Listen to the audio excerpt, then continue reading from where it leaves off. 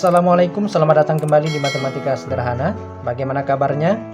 Semoga kita senantiasa dalam keadaan sehat walafiat, tidak kekurangan satu apapun, sehingga dapat melaksanakan aktivitas kita sebagaimana biasanya. Dan tidak lupa saya ucapkan terima kasih kepada yang tetap setia mengikuti kelanjutan video saya di Matematika Sederhana. Hari ini hari Kamis tanggal 16 Maret tahun 2023. Kembali kita akan membahas materi statistika, submateri atau sub pokok bahasan penyajian data.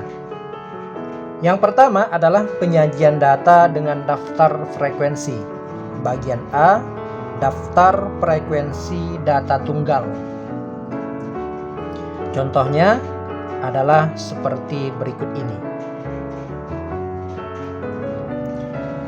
Nah, tiap-tiap baris pada kolom nilai hanya memuat satu nilai, ya.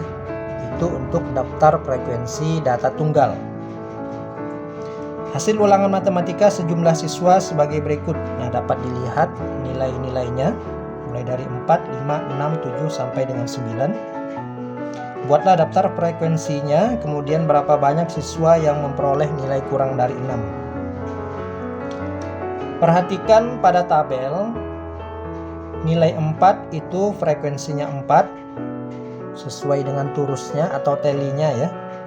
Jadi nilai turus frekuensi. 5 frekuensinya 3 sampai dengan yang 9 frekuensinya 2. Sehingga banyak siswa yang memperoleh nilai kurang dari 6 sama dengan 4 ditambah 3 sama dengan 7 orang.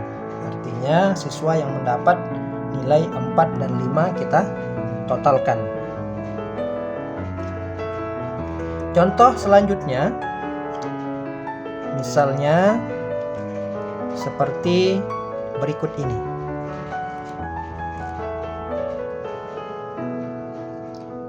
Data di samping menunjukkan jenis film yang disukai siswa di kelas 8C. Tentukan modus dari data yang diberikan. Nah, di situ ada daftar hobi menonton siswa. Ada 4 jenis film, ya.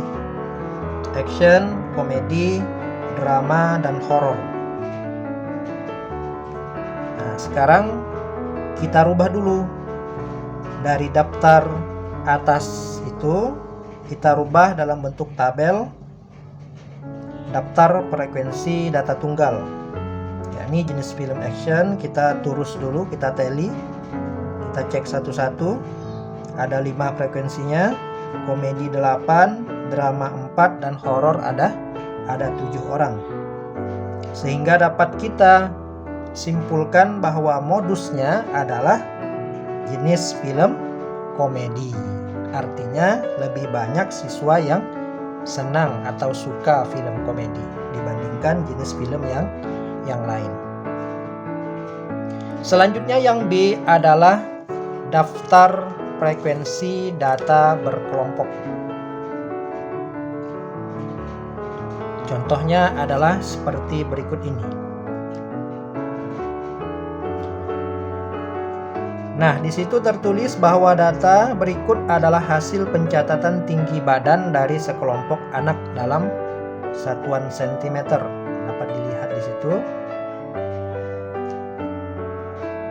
Ada 1, 2, 3, 4, 5, 6, 7, 8, 9, 10, 11, 12 kali 2, 24 anak, ya. Atau katakan saja 24 siswa. Buatlah daftar frekuensi berkelompok dengan interval kelas 3 dimulai dari 147. Berapa banyak kelas pada daftar itu? Kemudian jumlah tinggi badan berapakah yang banyak diperoleh anak? Nah, untuk daftar frekuensi data berkelompok tidak terlalu jauh kita bahas di sekolah menengah pertama atau di kelas 8 ini. Akan dipelajari kembali di sekolah menengah atas nanti untuk daftar frekuensi data berkelompok, ya.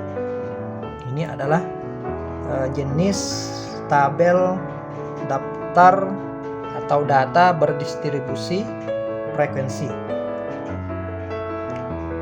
Baik, kita jawab satu persatu.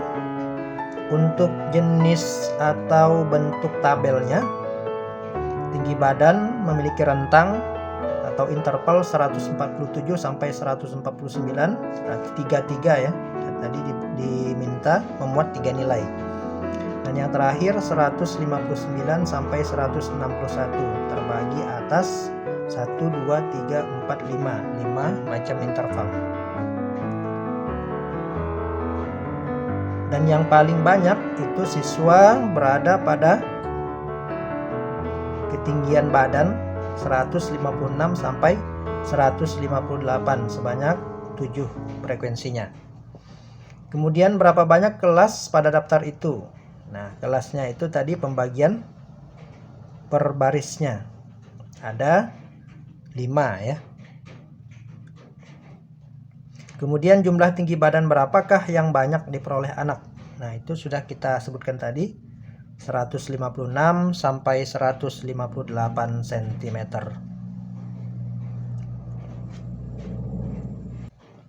Selanjutnya penyajian data dalam bentuk diagram. Yang pertama piktogram.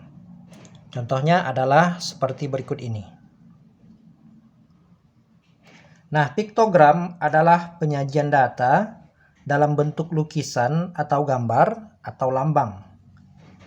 Dalam piktogram, setiap gambar itu atau setiap lambang itu mewakili suatu jumlah tertentu. Bisa kalian lihat pada layar panen kopi di Provinsi Sumatera Selatan tahun 2013, frekuensinya 3000, diwakili dengan 3 simbol atau 3 lambang, berarti setiap lambang itu mewakili 1000 ya. Tahun 2014 5000, meningkat terus sampai tahun 2016 frekuensinya 8000.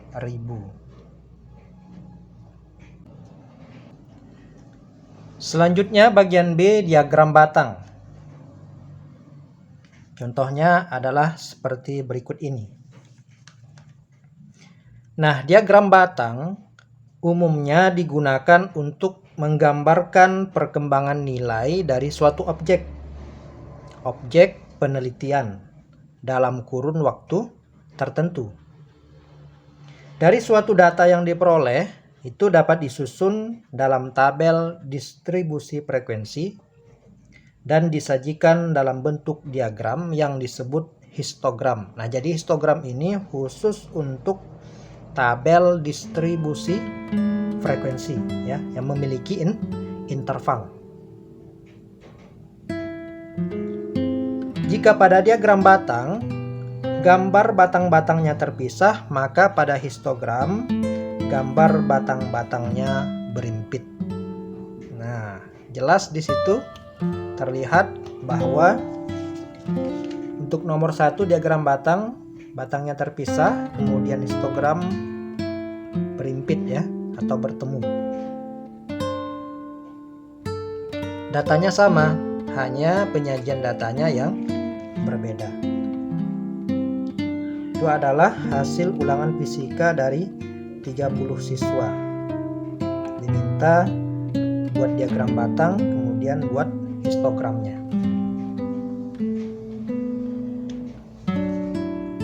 Penyajian data selanjutnya adalah dengan diagram garis.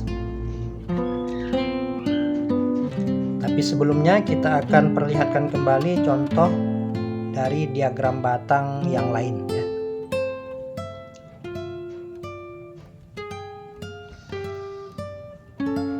Nah, coba dilihat kembali bahwa diagram berikut menunjukkan banyaknya sepatu olahraga yang terjual di toko sepatu Mantap Jaya pada bulan Agustus berdasarkan ukuran. Pemilik toko mengatakan bahwa sepatu olahraga yang terjual rata-rata adalah ukuran 42. Nah, dapat dilihat di situ bahwa ukuran 42 memiliki rating atau jumlah penjualan paling tinggi. Dan sepatu ukuran 36 adalah sepatu yang memiliki rating atau jumlah penjualan terendah, hanya 2 buah dalam 1 bulan, yakni bulan Agustus. Untuk ukuran yang lain bisa dilihat sendiri.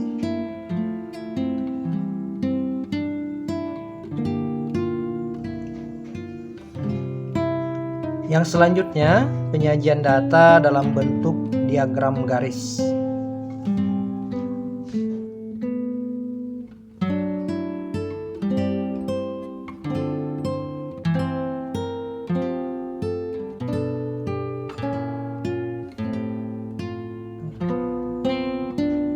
Contoh berikutnya dari diagram garis adalah jumlah atau banyak motor yang terjual.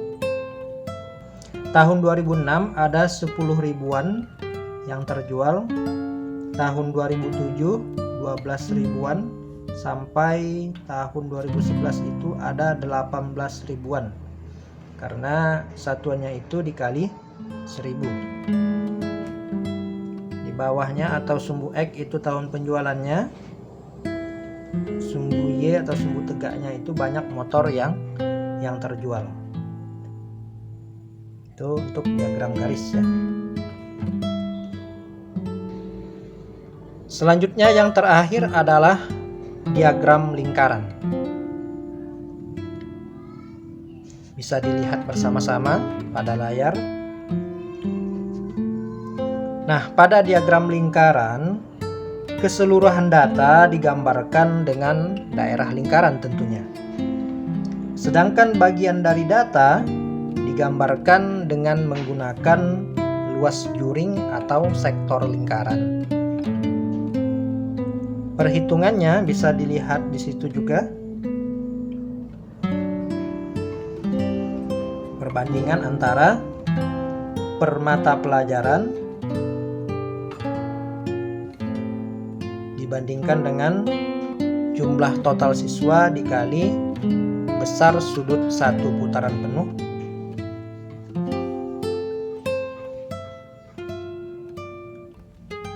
Demikian pembahasan kita tentang materi penyajian data. Jika kamu suka video ini, jangan lupa tinggalkan like, komen, dan subscribe-nya ya. Terima kasih yang telah menonton. Tetap semangat dan selamat belajar. Saya akhiri. Wassalamualaikum.